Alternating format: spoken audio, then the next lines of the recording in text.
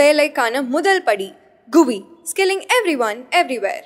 தமிழ்நாட்டுக்கு எப்படி திருமங்கலம் ஃபார்முலாவோ அதே மாதிரி வட இந்தியாவுக்கு சூரத் ஃபார்முலான்னு ஒன்று உருவாகிருக்கு. அதை ஃபார்முலாவே ஆக்கிட்டாங்களா? ஆமா, இந்தூர் வந்துச்சு, இப்ப அடுத்து காந்தி நகர் வரைக்கும் வந்திருக்கு பிரதர். காந்தி நகர் இல்லையா? காந்தி நகர் ஏதோ கேட்ட முக்கியமான ஒரு தொகுதியா எனக்கு தெரியுது. யார் அங்க போட்டிடுறா, யாரு என்னங்கிறத நம்ம ஷோக்குள்ள பாத்துறலாம், பாத்துருவோம். Welcome to the imperfect show. நான் உங்கள் நண்பன் சிபி சக்கரவர்த்தி. நான் உங்கள் வெங்கடேஷ். ஓகே, ஷோக்குள்ள போயிடலாம்.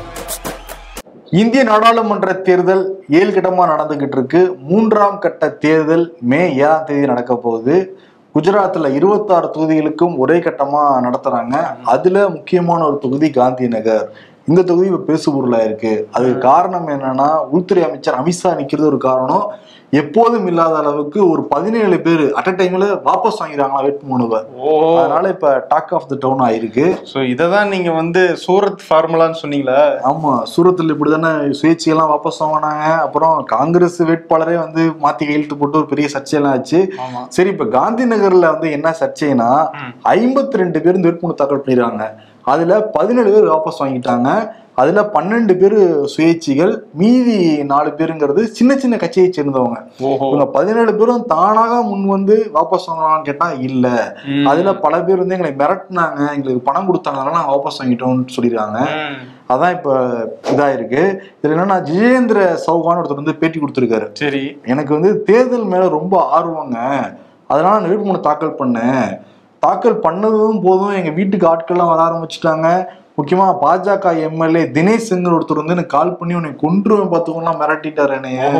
அதனால என்ன பண்றேன்னு தெரியல. எங்க வீட்டுல இருந்தும் எனக்கு வேற 3 பொண்ணுக்கு நீ எப்படி கட்டி கொடுப்ப, பல பிரச்சனை சந்திக்கணும், உயிரோடு இருக்கணுமா இல்லையா, அதனால நான் வாபஸ் வாங்கிட்டேங்க. எனக்கு பணம்லாம் கொடுக்குறேன்னு கூட சொன்னாங்க. பட் பணத்துக்குலாம் நான் அடி பண்ணி ஆள் கிடையவே கிடையாது அப்படின்ட்டு இருக்காரு அவரு. சரி, ஒரு அபிடவிட் நான் எடுத்து பார்த்தேன், ஜிதேந்திர சௌகானோடது. அவரோட கையிருப்பு 27 எழுதியிருக்காரு, மனைவி கிட்ட 8,000 எழுதியிருக்காரு. இவங்க கிட்ட எல்லாம் ஏன் அமித்ஷா பயப்பட போறாருன்னு தெரியல. அந்த தொகுதியில வேற 5.5 லட்சம் ஓட்டு வித்தியாசத்துல போன தடவை ஜெயிச்சிருக்காரு. ஆமா, அப்படி இருக்கும்போது ஒரு சாதாரண ஒரு கேண்டிடேட்டை பார்த்து எதுக்கு பதறணும்? ஆமா, அவரு மட்டும் கிடையாது, சுமித்ரா மௌரியன் அப்படின்னு ஒரு லேடி, அவங்களும் ஒரு குட்டி கட்சி சார்பா வேட்புமனு தாக்கல் பண்ணியிருக்காங்க. அவங்களுக்கும் இதே மாதிரி மிரட்டல். அவங்க ஒரு கட்டத்துல இந்த வேட்புமனு வாபஸ் எப்படியும் வாங்கவே கூடாது அப்படின்றதுக்காக வெளியூருக்குலாம் டிராவல் பண்ணி போயிருக்காங்க. 400 கிலோமீட்டர் தள்ளி போனா அங்கேயும் ஒரு 4 பேர் அவங்களை மிரட்டுறாங்கன்னா, எதுக்கு நீங்க தேர்தலில் போட்டிடுறீங்க, வாபஸ் வாங்குங்க அப்படின்ட்டு.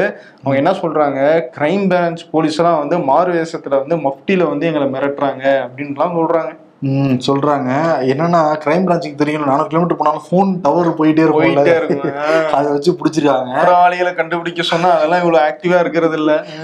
அதான் இப்ப என்னன்னா, இது பிஜேபி ஆட்கள் பண்றதா சொல்றாங்கன்னா, அமித்ஷாக்கு தெரியாம தான் நடந்திருக்கும்னு சொல்றாங்க. ஏன்னா அமித்ஷா ஒரு வெயிட்டான நபருங்கிற உள்துறை அமைச்சருக்கு உள்ள நடக்கிறது தெரியல அப்படின்னு சொல்றாங்க. ஓகே, இது சில பேருங்க பண்ணிருக்காங்க. அதனால அமித்ஷா மேல நீங்க பழி போடாதான்னு சொல்லிட்டு பிஜேபி ஆட்களை சப்போர்ட் எல்லாம் பண்றாங்க. ஆனா என்னன்னா, 1989 இருந்து பிஜேபியோட கோட்டையா தான் காந்தி நகர் இருக்கு. இப்ப நீங்க சொன்ன மாதிரி 5.5 லட்சம் வாக்கு வித்தியாசத்துல 2019 ஜெயிச்சிருக்காரு. இப்ப நிறைய வேட்பாளர்களை நிப்பாட்ட வச்சு அதுல கெத்தா ஜெயிச்சாருன்னா அப்படிங்களா? அவரு காம்படிஷன் கம்மி பண்ணிட்டு போடுறது ஒரு விளம்பரத்துல வரும்ல, அம்மா நான் ஜெயிச்சுட்டேன், ஃபர்ஸ்ட் பிளேஸ் ரன்னிங்லன்றப்ப எத்தனை பேர் ஓடுனாங்க, நான் மட்டும் தான் மாதிரிதான் இருக்கு. அது மட்டும் கிடையாது, இன்னொரு ஸ்ட்ராட்டஜி இருக்கான். குஜராத் ஃபுல்லா இருக்கிற 26 தொகுதியிலையும் 5 லட்சத்துக்கு மேற்பட்ட வாக்குகள் வித்தியாசத்துல தான் பிஜேபி ஜெயிக்கணும்னு ஒரு இலக்கு வச்சிட்டாங்கன்னா, அதனால அதுக்கு சில்லறையா சிதற எல்லா ஓட்டையுமே நம்ம கைப்பற்றணும்ன்றதுனாலையும் இப்படி பண்றதா எதிர்கட்சிகள் தரப்புல சொல்லிருக்காங்க. ஓகே, 5 லட்சம் வாக்குகள் வித்தியாசம் ஜெயிச்சிட்டாங்கன்னா 400 சீட் ஜெயிச்சு வந்துருவாங்களாமா? அது ஒரு சென்டிமெண்டா பாக்குறாங்க உங்களுக்கு. குஜராத்ல காந்தி நகர் மாதிரி பீகார்ல இன்னொரு தொகுதியும் பேசு பொருள இருக்கு. அது என்ன தொகுதி அப்படின்னா, சரண் அப்படின்ற ஒரு தொகுதி. அங்க லாலு பிரசாத் யாதவ் பல முறை நின்று ஜெயிச்சிருக்காரு. அந்த இடத்துல இப்போ என் அப்பா நின்ன இடத்துல நான் நின்று ஜெயிக்கணும் அப்படின்னு சொல்லிட்டு அவருடைய பொண்ணு ரோஹிணி ஆச்சாரியா அந்த இடத்துல வேட்பாளரா நிக்கிறாங்க. ஆனா அந்த தொகுதியில ஒரு பொண்ணுக்கு எதிராக லல்லு பிரசாத் யாதவ் நிக்கிறாரு. இன்னும் புரியாம புதுரா இருக்கே. ஒண்ணு கவலைப்படாது. இங்க ஓபிஎஸ்க்கு பேர்ல பல ஓபிஎஸ் நின்னாங்கல்ல, அங்க அப்படியே லல்லு பிரசாத் யாதவ்னே ஒருத்தர் அங்க வேட்புமனு தாக்கல் பண்ணியிருக்காரு. அது ரொம்ப சுவாரஸ்யமா அட்ராக்ட் பண்ணிட்டு இருக்கு அந்த தொகுதி மேல. ஓ, அதனால லல்லு பிரசாத் யாதவ் எதிராக மகள் நிக்கிறாங்க. கிளப்பிட்டாங்க. எப்படி எப்படிலாம் கிளப்பி விடுறாங்க அவங்க. சரி, லல்லு பிரசாத் பத்தி பேசுறப்ப பிரதமர் மோடி வந்து பிரச்சாரங்கள்ல பேசுறாரு, ஒரு சில வார்த்தையெல்லாம் திரும்ப திரும்ப பயன்படுத்திக்கிட்டே இருக்காரு. இந்தியில 1,00,000 வார்த்தைகள் இருக்கு, ஆனா அவர் பேசுனதெல்லாம் எடுத்து பாத்தீங்கன்னா இந்து, முஸ்லீம், மசூதி, கோயில், பாகிஸ்தான், இதை தாண்டி எந்த வார்த்தையும் பயன்படுத்தவே மாட்டேங்கிறாரு இந்தியில. இது 2ஆம் கட்ட தேர்தல் வரைக்கும் இப்படி பண்றாருல, 3ஆம் கட்ட தேர்தலுக்கு பிறகு வேற வார்த்தையை பயன்படுத்துவார் பாருங்க அப்படின்னு சொல்றாரு. அதாவது எங்கெங்கெல்லாம் தேர்தல் முடியுதோ அதுக்கேத்த மாதிரி ஸ்ட்ராட்டஜி மாத்திட்டே இருக்காங்க போல இருக்கு. இந்த வெட் கிளவுட்ல அதான் எங்க போடலாம். அதான் இப்ப கூட வெஸ்ட் பெங்காலா பிரச்சாரத்துக்கு போயிருக்காரு. இங்க இருக்கிற திரிணாமுல் காங்கிரஸ் அரசு இந்துக்கள் வந்து 2ஆம் பட்சமா தான் நடத்துறாங்க. சந்தோஷ் காலி பிரச்சனை எடுத்தவங்க, அதுல வந்து முக்கியமான குற்றவாளி ஷாஜகான். அவங்கள கடைசி நேரம் வரைக்கும் அவர் பாதுகாத்துட்டே இருந்தாங்க. கடைசி நேரத்துல வழி இல்லாதனாலதான் சிக்க வச்சாங்க. ஷாஜகான் வந்து காவல்துறை கைது செஞ்சாங்க. இது வந்து நீங்க வந்து தெரிஞ்சுக்கலாம், இந்துக்குள்ள 2ஆம் பட்சமா இந்த அரசாங்கம் வந்து நடத்துது. பட் நாங்க ஆட்சிக்கு வந்துட்டோம்னா அப்படி பண்ண மாட்டோம் அப்படிங்கிறாங்க. இதுல என்ன ஒரு லாஜிக் இருக்குன்னு எனக்கு புரியல. குற்றவாளி யாரு எந்த மதத்தை சேர்ந்தவங்களா இருந்தா என்ன, அவங்க வாட்டுக்கு வந்து நடவடிக்கை எடுக்கணும் அப்படின்னு சொல்றதுதான் ஒரு பிரதமருடைய வேலையா இருந்துட்டு இருக்கும். சப்போஸ் அந்த குற்றவாளி ஒரு இந்துவா இருந்திருந்தா இவர் இப்படி பேசுவாரா? ரேவனாங்கிற வார்த்தை அவர் வாயிலிருந்து வரல வரைக்கும் இதுவரையும் ரேவனாங்கிற வார்த்தையை சொல்லல. இப்ப அவர் வந்து வெளிநாட்டுக்கு தப்பிக்க வச்சதே பிஜேபி ஆட்கள் தான் சொல்லிட்டு காங்கிரஸ் கட்சிக்காரங்க குற்றம்லாம் வந்து சாட்டிக்கிட்டு இருக்காங்க. சரி, ஆனா என்னன்னா நம்மளும் தொடர்ந்து பிரச்சாரத்தை கேட்டுக்கிட்டு தான் இருக்கோம். ஃபுல்லா வந்து இஸ்லாமியர்கள் ஊடுருவிட்டாங்க, மசூதி, ராமர் கோயில் இப்படிதான் பேசுறதை தவிர கடந்த 10 ஆண்டுகள் அவர் தான் வந்து ஆட்சியில பிரதமரா வந்து இருந்திருக்காரு. எவ்வளவு பண்ணிருக்காரு, ஒரு டிமானிசேஷன் பண்ணிருக்காரு, அதை சொல்லலாம். அது கோவில்ல வந்து தட்ட வச்சார், அதை சொல்லலாம். ஆனா ரிசல்ட் எது சரியா வரலையே, அதை பத்தி வெள்ளை அறிக்கையிலேயே இடம்பெறலையே. இப்படி பண்றதா என்ன பண்றது, அதான் இப்ப வெட் கிளவுட்ல போட்டு காமிச்சிருக்காரு லல்லு பிரசாத் யாதவ். ஓகே ப்ரோ, நீங்க இந்த டிமானிட்டைசேஷன் பத்தி பேசல, அப்புறம் அந்த கொரோனா கைத்தட்டல் பத்தி எல்லாம் பேசல அப்படின்னு சொன்னீங்கல்ல. இன்னொரு விஷயத்தை பத்தி அவர் பேசல, என்ன அப்படின்னா ஜிஎஸ்டி வரி விதிப்பு. அதை பத்தி இன்னொருத்தர் பேசியிருக்காரு. அவர் யாருன்னு கேட்டா, இந்த பஜாஜ் 2 வீலர் நிறுவனம் இருக்குல்ல, அதனுடைய எம்டி ராஜீவ் பஜாஜ் வந்து ஒரு பொது மேடையில பேசியிருக்காரு. என்னன்னா ஜிஎஸ்டி ஒரு பைக் வாங்கணும்னா ஜிஎஸ்டி 28% வந்து நம்ம கட்ட வேண்டியதா இருக்கு. எதுக்கு இவ்வளவு அதிகமான ஜிஎஸ்டி வைக்கிறீங்க?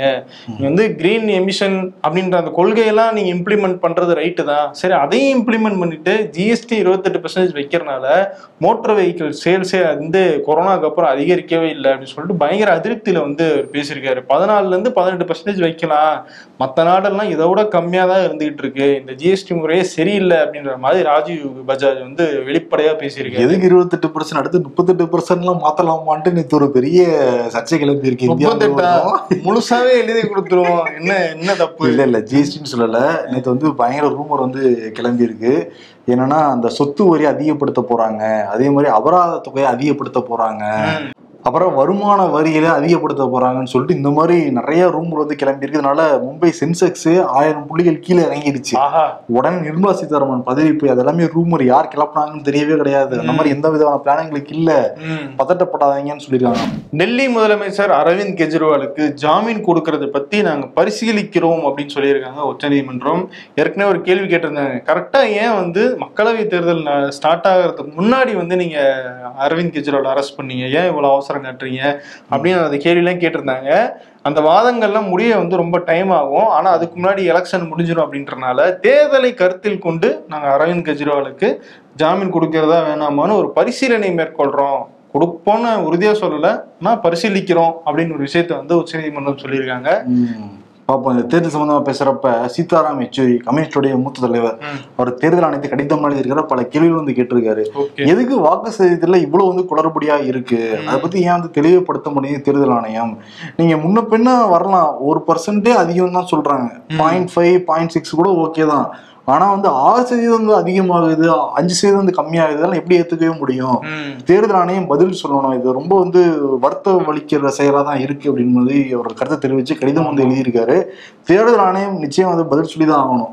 ஏன்னா டெக்னாலஜி, டிஜிட்டல் இந்தியா அப்படிலாம் பேசிக்கிட்டு இருக்க சமயத்துல இவ்வளவு குளறுபடி எல்லாம் வந்து நடக்கும். தமிழ்நாட்டையும் நம்ம பார்த்தோம், 72 அப்படின்னு சொன்னாங்க நைட்டு 7 மணிக்கு. நம்ம என்ன நினைச்சோம், கூட்டி கழிச்சு பார்த்து அதிகமா தான் நம்ம நினைச்சு பார்த்தா கடைசியில் 3% கம்மியாயிருச்சு. வெஸ்ட் பெங்கால பார்த்தா 5% பல தொகைகள் அதிகமாயிருக்கு. 5% அப்படி அதிகமாகுங்கிறது தெரியவே இல்லை. அதுல உடனடியா கணக்கிட்டு அடுத்த நாள் சொல்றதுக்கும் என்ன தேர்தல் ஆணையத்துக்கு முடியலங்கிறது தெரியல. 2 நாள் ஆகுது வேற அது சொல்றதுக்கு. 3% சில லட்சம் ஓட்டுகள் இதெல்லாம் வந்து அது எப்படி வந்து நீங்க ஃபர்ஸ்ட் இதுலயே வந்து கனெக்ட் பண்ணாம விட்டீங்க? ஏன்னா 2021 தமிழ்நாடு சட்டமன்ற தேர்தல்ல திமுக மெஜாரிட்டி ஆட்சியை பிடிச்சிருக்கலாம், அதிமுகவுக்கு 60% எம்எல்ஏ கிடைச்சிருக்கலாம். ஆனா வாக்கு சதவீதம் பாக்குறப்ப 3% வாக்கு சதவீதத்துல தான் டிஎம்கே வந்து ஜெயிச்சு ஆட்சியை பிடிச்சாங்க. கரெக்ட். 3% இல்ல, 1% கூட மிகப்பெரிய டிஃபரன்ஸ் வந்து ஏற்படுத்துறது இல்ல. அது தேர்தல் ஆணையம் தான் வந்து பதில் சொல்லணும். சீதாராம் யெச்சூரி கேள்வி வந்து கேட்டிருக்காரு, பார்ப்போம். அதே மாதிரி அந்த கோர்ட்டை பத்தி பேசினீங்கல்ல, டெல்லி உயர் நீதிமன்றத்துல வழக்கு நடந்திருக்கு. 2018 இருந்து 2020 வரைக்கும் ஹெராயின் போதைப் பொருள் தடுப்பு பிரிவால 70,000 கிலோ பிடிக்கப்பட்டிருக்கு. 1 kilo 2 கிலோல 70,000 kilo. 70,000 கிலோங்கிறது 7 டன். இந்த 7 டன் ஹெராயினும் மாயமாயிருச்சான். அதோடைய மதிப்புங்கிறது 5 லட்சம் கோடி அப்படிங்கிறாங்க. இப்ப டெல்லி உயர்நீதிமன்றம் உள்துறை அமைச்சகம் பதில் சொல்லணும், அதே மாதிரி நிதித்துறை அமைச்சகம் பதில் சொல்லணும் வந்து கேள்வி எழுப்பிடுறாங்க. ஆனா அந்த வழக்கை வந்து செப்டம்பர் 9க்கு வந்து ஒத்தி வச்சிருக்காங்க. செப்டம்பர் 9 ரொம்ப சீக்கிரமா ஒத்தி வச்சிருக்காங்க. அது வேற விஷயம். ஆனா கூட இந்தியா போன்ற நாடுகள்ல எப்படி வந்து 70,000 கிலோ காணாம போகும் தெரியல. 5 லட்சம் கோடி ப்ரோ. 70,000 கிலோனா கண்டிப்பா வந்து பெரிய பெரிய லாரியில தான் எடுத்துட்டு போயிருக்கணும். அப்படி இல்ல பல நாள் திட்டம் போட்டு கொஞ்சம் கொஞ்சமா பொட்டலம் கட்டி எடுத்துட்டு போயிருக்கணும். இது எப்படி நடந்துச்சுன்னு தெரியல.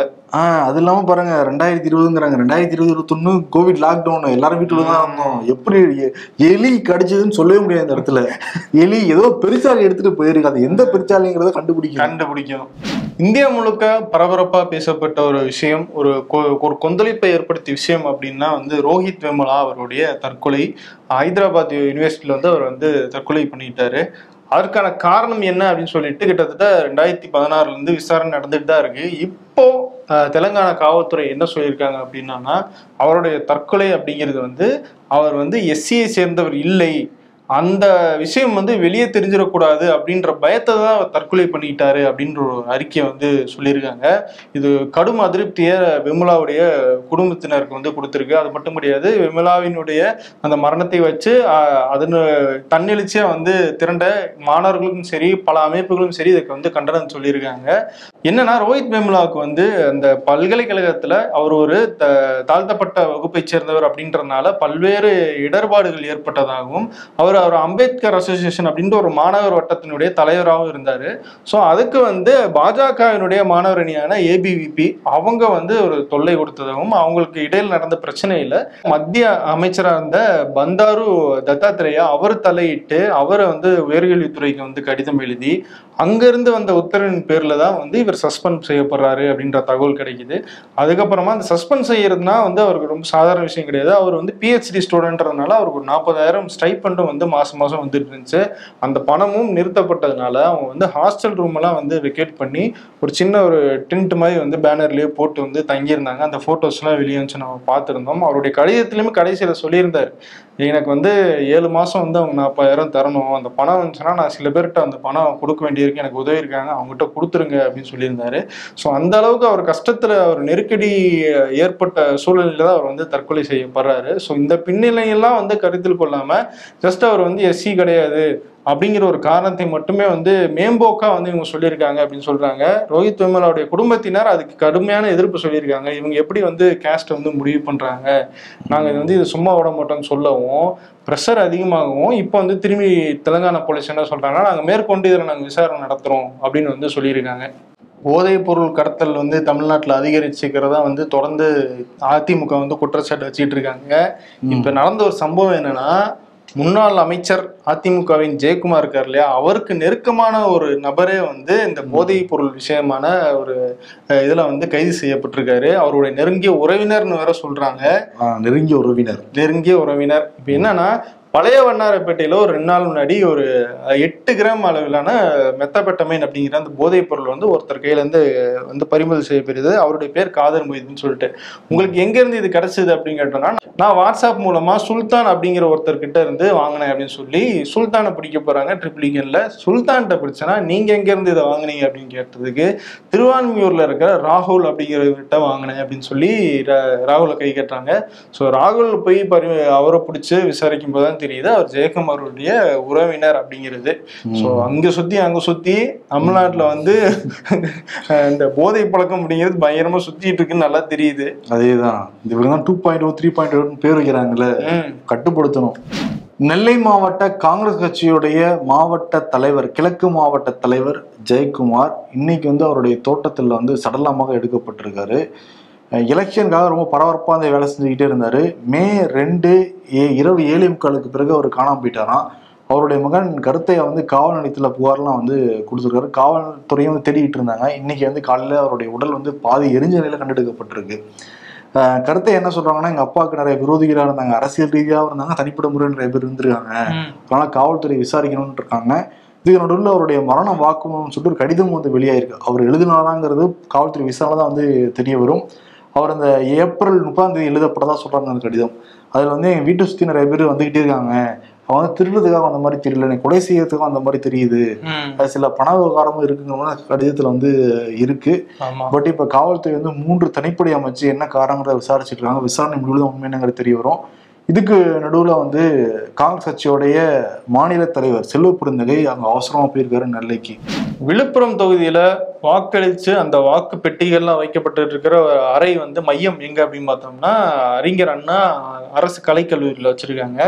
அங்க அரை மணி நேரம் பவர் ஃபெயிலியர் இருக்கு. சரி, கரண்ட் கட் ஆனா உடனே யூபிஎஸ் ஒர்க் ஆகணும்ல, யூபிஎஸும் உடைய நேரத்துல ஃபெயிலியர் ஆக கிட்டத்தட்ட 30 நிமிஷம் சிசிடிவி கேமராக்கள் எதுவுமே வந்து பதிவாகல அப்படின்ற ஒரு பிரச்சனையாச்சு.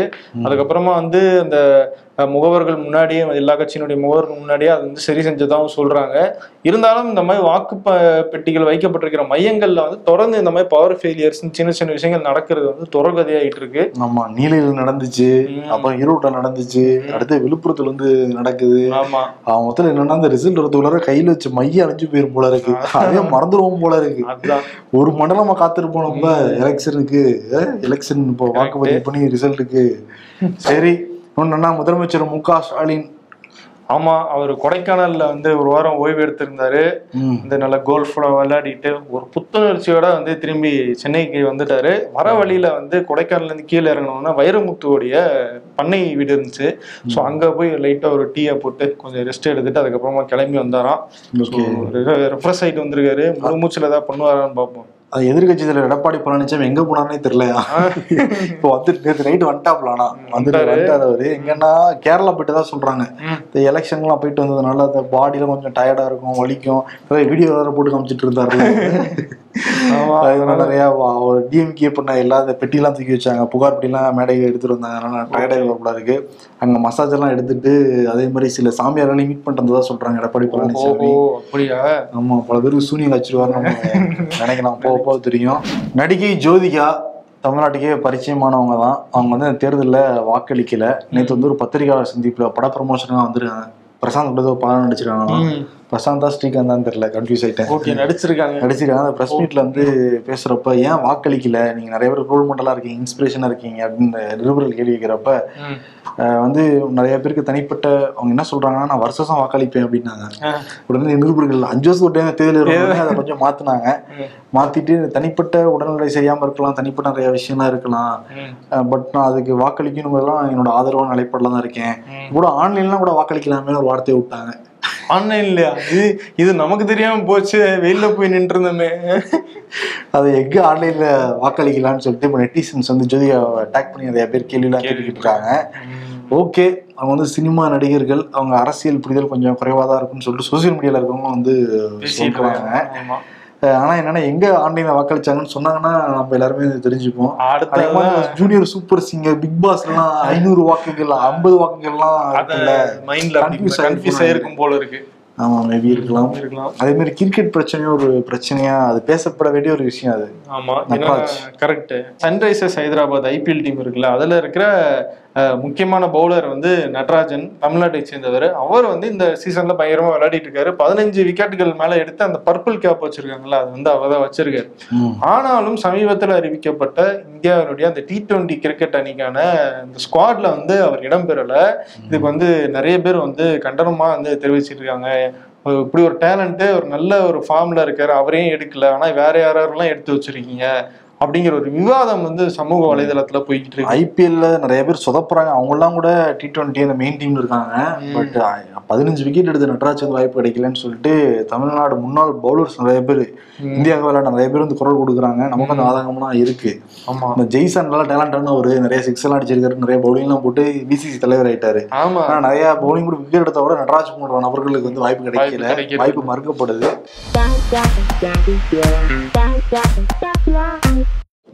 யாராச்சும் காலையில் எழுந்து போன் சார்ஜ் போட்டு தூங்குவாங்களா சார்? நான் தூங்குவேன் சார். கேலண்டர், வெங்காயத்தை உப்பில் சேர்த்து சாப்பிட்டு வர ரத்த வாந்தி வராமல் குணமாகும். கேலண்டர்ல தேதி கிளிக்க வந்தது ஒரு குத்தமாடா.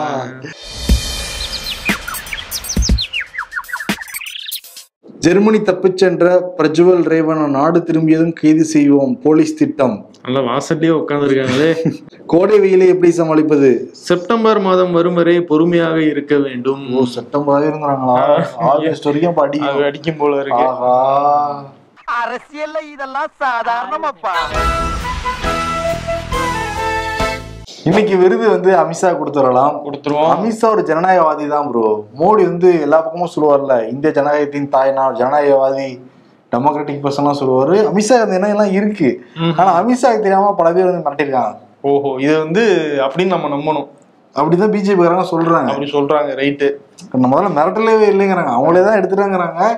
இருந்தா கூட கேட்டிருப்பாங்க, என்னப்பா தலைவர் நிக்கிறாரு, என்னப்பா நிக்கிறேன்னு கேட்டிருப்பாங்க. அதே மிரட்டுற தொழில பேசுறாங்க, எக்ஸ்பிளைன் பண்ணிருப்பாங்க. எதுக்குப்பா வந்து வேட்புமனு தாக்கல் பண்ணி அந்த டெபாசிட் காசை வந்து இழக்கணும்னு நீங்க நினைக்கிறீங்க? அந்த காசு வச்சீங்கன்னா வீட்டுல வந்து ஒரு மியூச்சுவல் ஃபண்ட்ல போட்டீங்கன்னா அது வந்து பணம் வந்து அதிகமாகும். GST கூட கட்டலாம், நீங்க GST கூட கட்டியிருக்கலாம், இப்படி எதாவது பண்ணலாம். சரி, அதனால அமித்ஷாக்கு என்ன கொடுப்போம்னா, அவர் வந்து சூரத்துல ஜெயிக்கிற மாதிரியே ஜெயிக்கிறன்னு நினைச்சிருக்காருல்ல. அன்று வந்ததும் அதே நிலா, இன்று வந்ததும் அதே நிலா. அடுத்து என்றும்னா தாங்காத நாடு எல்லா இடத்துக்கும். ஆக்சுவலி வெங்கட் வந்து ஒரு சிங்கர். அவரோட ஃப்ரீ டைம் எல்லாம் நிறைய பாட்டு பாட வச்சு நான் முதல்ல நிறைய பாட்டு பாட வச்சு எல்லாம் சிரிப்பாங்க. ஓகே, இல்ல ப்ரோ, நல்லா பாடுவீங்க. நான் எவ்வளவு ரசிச்சு நான் கேட்பாங்க. முடிச்சிருக்கீங்க. ஓகே, நன்றி, வணக்கம். தொழில்நுட்பத்தை விரல் நுனியில் கற்றுக்கொள்ள இந்தியாவின் தலை சிறந்த தளம் குவி. இது உங்கள் ப்ரொஃபஷனல் கல்விக்கான vernacular edtech brand, skilling everyone everywhere. Vikatan welcome back இப்ப வெறும் 29 ரூபாயில். ஜூனியர் விகடன், ஆனந்த விகடன், நாணயம் விகடன் உள்ளிட்ட 8 டிஜிட்டல் இதழ்கள், வேல்பாரி, நீரதிகாரம், அணிலாடும் முன்றில் உள்ளிட்ட கிளாசிக் தொடர்கள், சுஜாதா, S. ராமகிருஷ்ணன், அசோகமித்ரன் உள்ளிட்ட நட்சத்திர எழுத்தாளர்களின் சிறுகதைகள் என 29 ரூபாயில் 3 மாதங்களுக்கு விகடனை அன்லிமிட்டடாக படிக்க இப்போதே சப்ஸ்கிரைப் செய்திடுங்கள்.